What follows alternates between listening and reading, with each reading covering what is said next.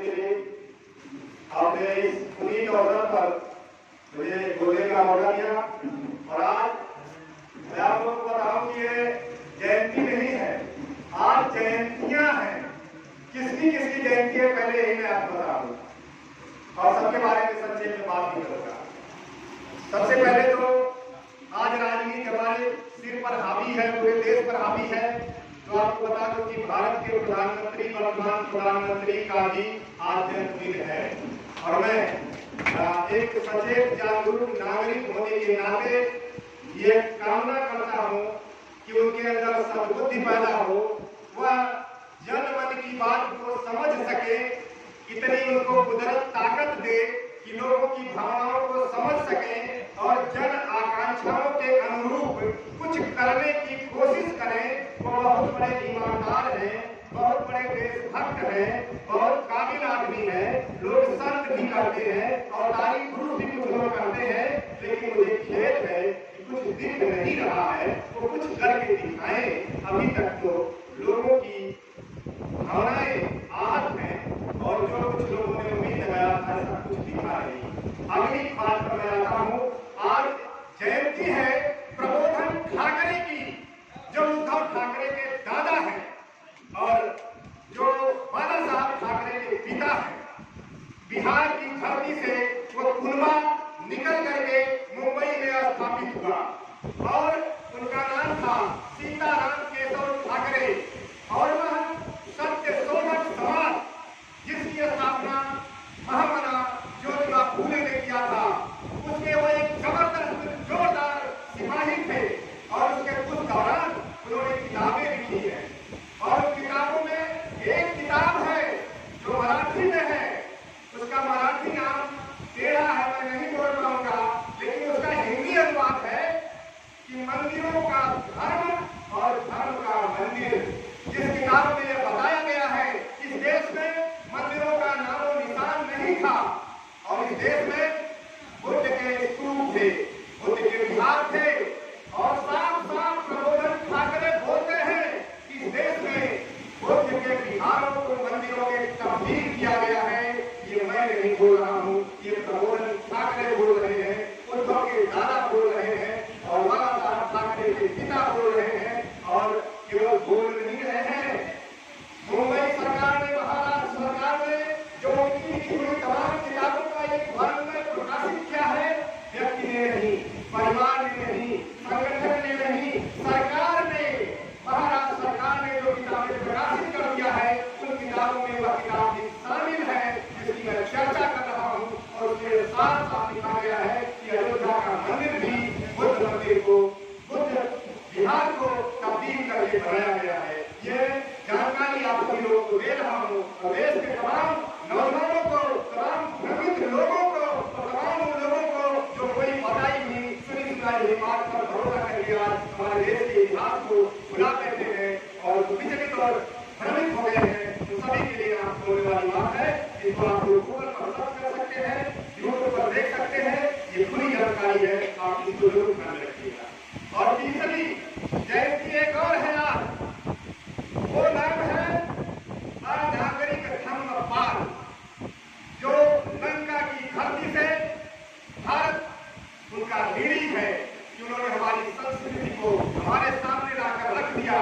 और आपको बता दूं, भारत में और पूरी दुनिया में अंतर्राष्ट्रीय युवा के रूप में पहचाने जाने वाले स्वामी विवेकानंद से उनका जो बहुत जबरदस्त कनेक्शन है उसको आप लोग जान लीजिए।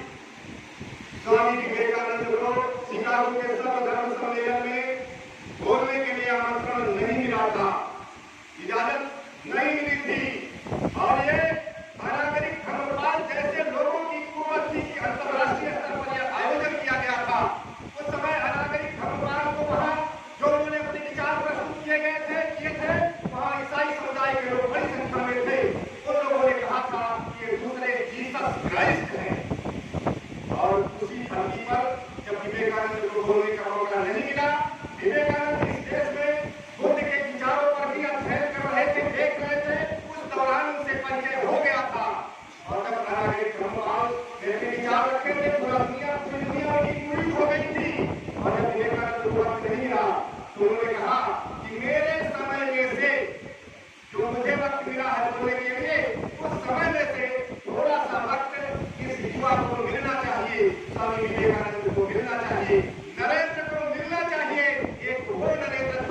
जिसने पूरी दुनिया में अनागरिक धर्मवाद के सहयोग से भारतीय संस्कृति की बातें रखी और उन्होंने जिस पर बात किया, जिस शून्यवाद पर उन्होंने बात रखा, वो कुछ और नहीं थी, वो बुद्ध के विचार थे, जैन के विचार थे, वही शून्यवाद था जिसको लेकर के वो पूरी दुनिया को छा गए। तो यह आज उनकी भी जयंती है अनागरिक धर्मवाद की, और आज हम सभी ऋणी हैं, उनको याद करना चाहिए।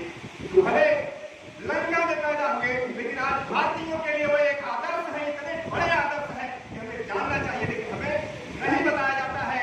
चाहे वह सारनाथ की महाबोधि सोसाइटी हो, चाहे वह गया के पुनरुद्धार का आंदोलन उसके वो जनक हैं, और देश भर में बुद्ध के विचारों का जो कुछ आज दिखाई दे रहा है, जो अवशेष है जिसको समाप्त करने की कोशिश की गई थी, उसको जीवंत रखने के लिए हम उनके ऋणी हैं, उनको नमन करते हैं।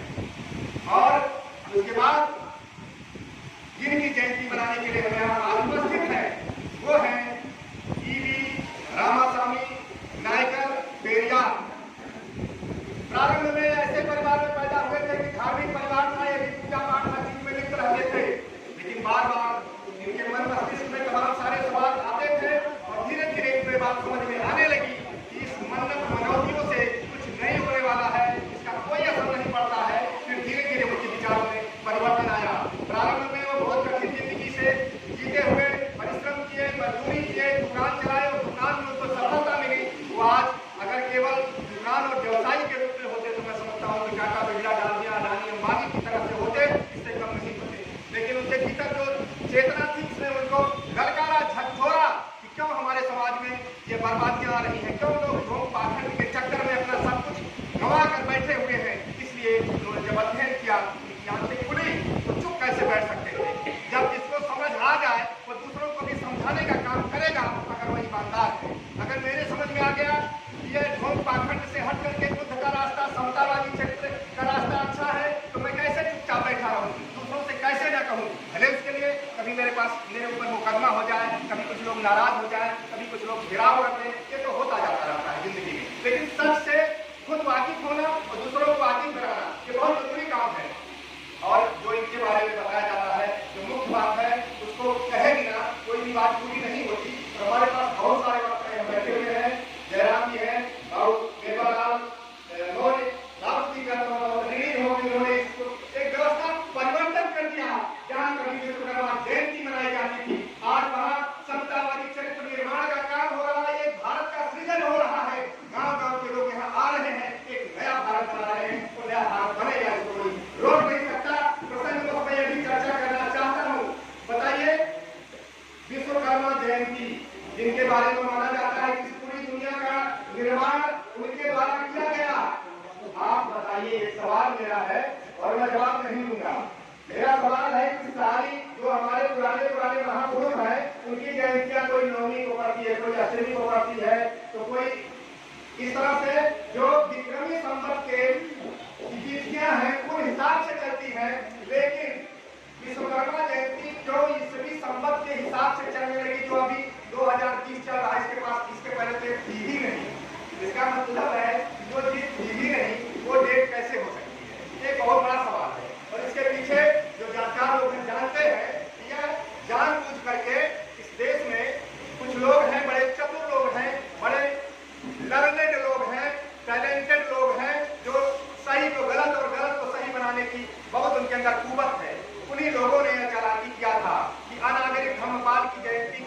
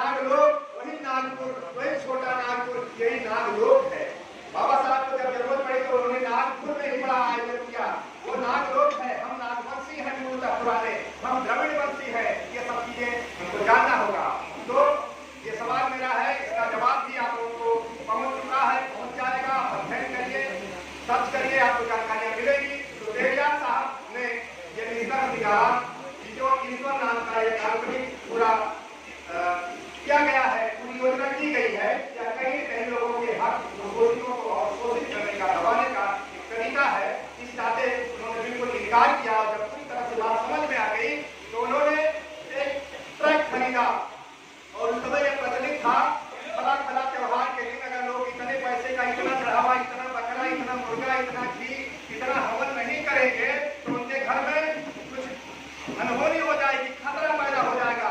लोग डर के मारे पूजा पाठ और अपना बड़ी संख्या में अपना धन अपव्यय करते थे, अपना पूरी टाइम लगाते थे, पूजा पाठ करते थे। उनको बताया जाता था कि यही करते रहो, पढ़ाई लिखाई की तरफ उनको जाने की जरूरत नहीं बताई गई, उनको धन अर्जित करने की जरूरत नहीं बताई गई और ऐसे रास्ते बताए गए लोगों की तरफ, उनको और बर्बादी की तरफ ले जाते रहे।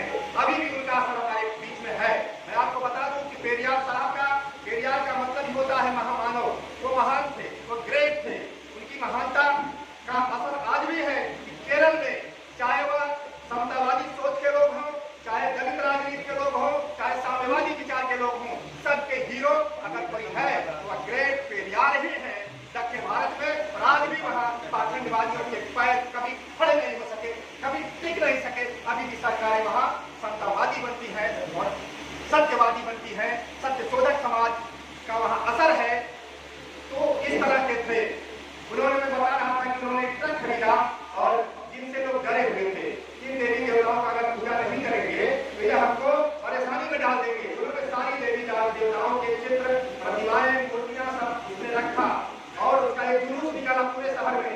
पूरे शहर के लोगों जो डरते हो इनसे, भूत भवानी भगवती दुनिया भर के ओझा सोखा ज्योतिषी और तमाम लोगों से, देखो मैं इनसे नहीं डरता और आप लोग भी अपना डर निकाल दो। तुम जब मानसिक गुलामी से मुक्त हो जाओगे तो आपको आगे बढ़ने का रास्ता मिल जाएगा। आप अपने बच्चों को पढ़ाइए लिखाइए, आगे बढ़ाइए, मजबूत बनाइए, इनको अच्छा भोजन कराइए, अच्छी शिक्षा दीजिए, अच्छा मकान बनाइए और एक भी पैसा बेवकूफी के काम में मत खर्च करिए। यह उनका संदेश था, यही असल संदेश है। और उन्होंने अपना ये संदेश लिख कर रखा कि जब मेरी प्रतिमा लगेगी तो उस पर भी लिखा जाएगा।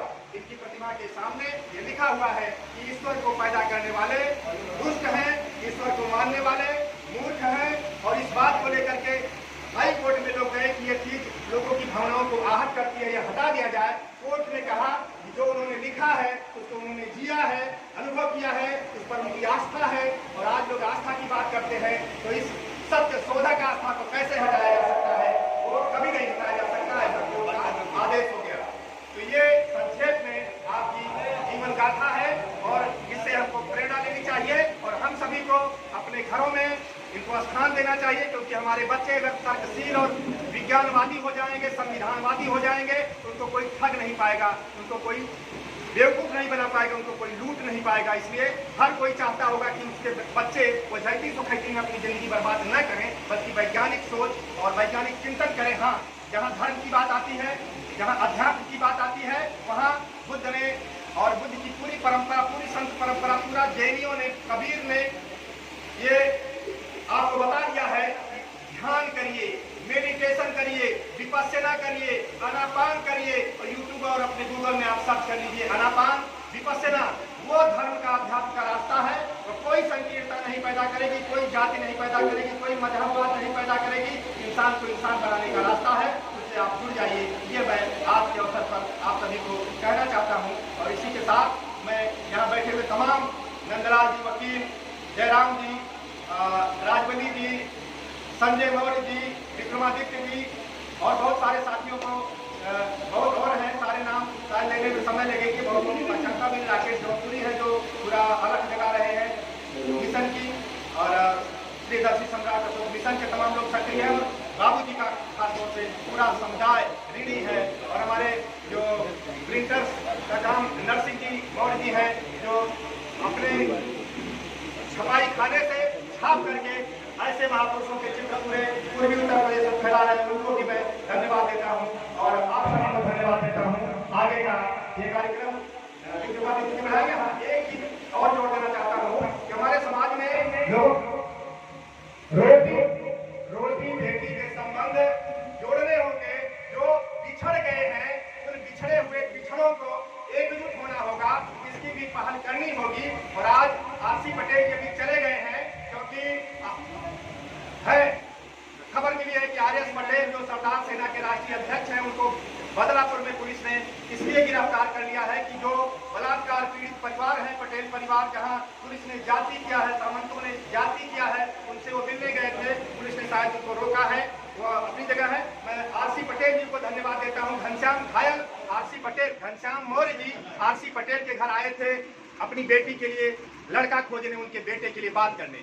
ये अभी हुआ नहीं हुआ ये बात अलग है, लेकिन हम एक नई मंगलकारी परंपरा डाल रहे हैं। ये हिम्मत पैदा कर रहे हैं कि हम अपनी बिरादरी को छोड़कर दूसरे में भी जाएं, और वास्तव में हैं सभी एक ही। ये तो ऊपर ही दिखावा सब अलग अलग बना दिया गया है, इसको तोड़ना पड़ेगा। और आज आरसी पटेल के लिए के लड़कियों को देखने घनश्याम घायल आए, तो आरसी पटेल जी भी अपनी बेटी के लिए देखने आज प्रेमचंद जी के दरबारे पर पहुंचे, जो इसी गांव के हैं।